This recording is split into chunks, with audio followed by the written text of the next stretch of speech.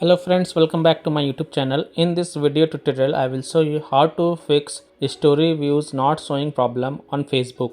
So without wasting any time, let's follow the fixes. So what you have to do, you have to tap and hold the Facebook app icon, then click on uninstall and then again click on uninstall to confirm. And after uninstalling Facebook from your Android device, open Chrome and in Chrome search for Facebook up to down and search it and open up to down website.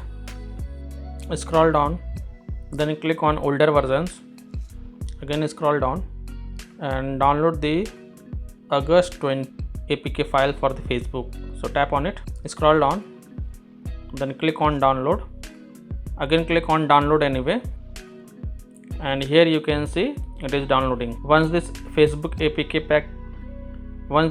APK app gets downloaded, tap on it and install it on your Android device. And after installing it, you can launch the Facebook app and then log into your account and check story views not showing problem in Facebook is fixed or not. So that's all for this video. If this video helped you, then please like and subscribe to my channel, share this video and hit the bell icon to get the latest updates.